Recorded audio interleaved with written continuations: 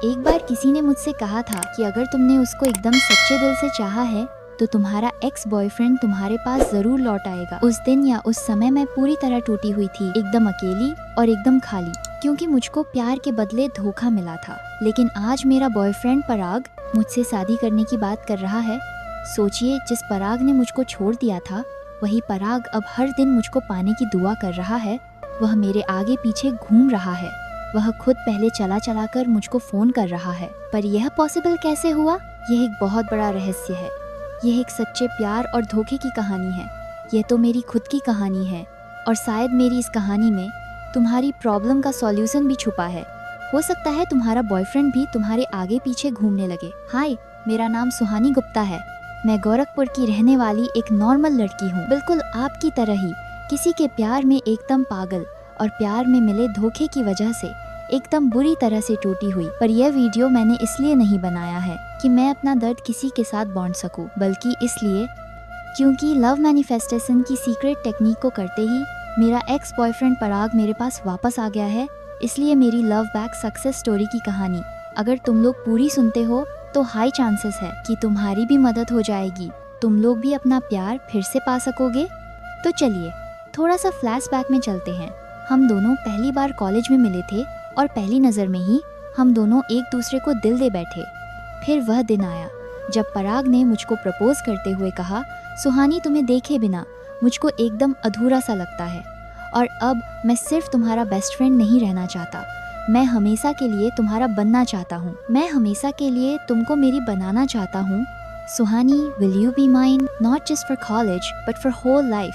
मेरे दिल में तो पहले से ही पराग के लिए प्यार वाली फीलिंग थी।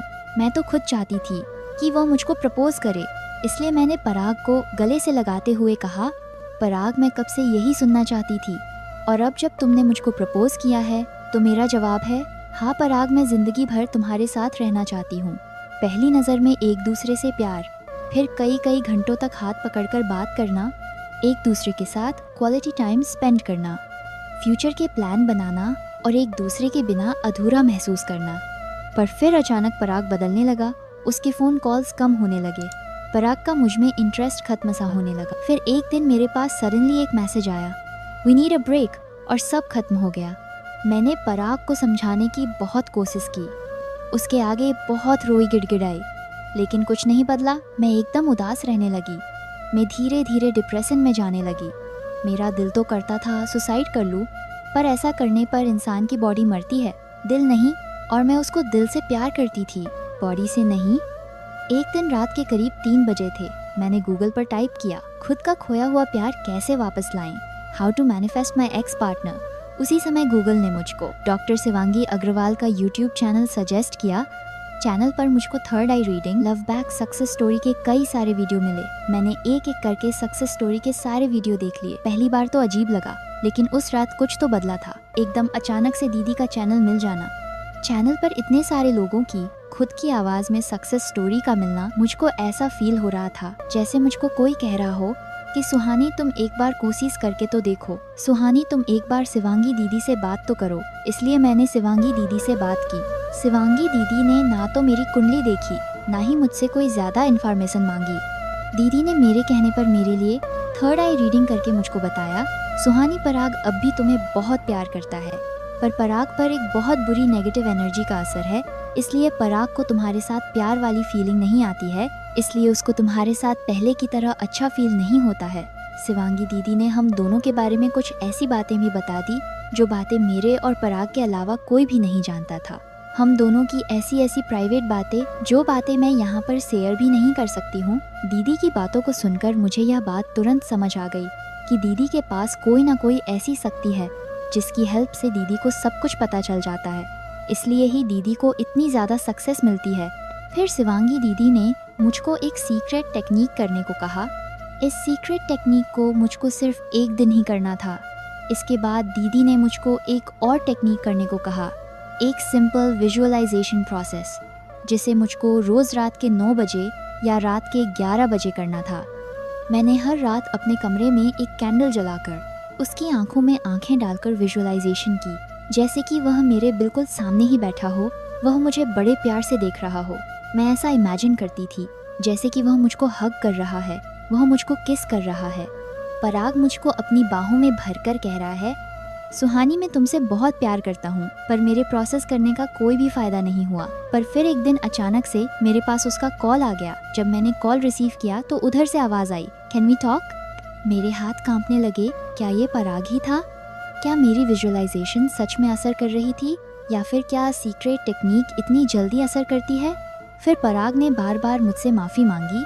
मैंने उसको माफ़ तो नहीं किया, पर ये डिसाइड हुआ कि हम दोनों मिलकर बात करेंगे।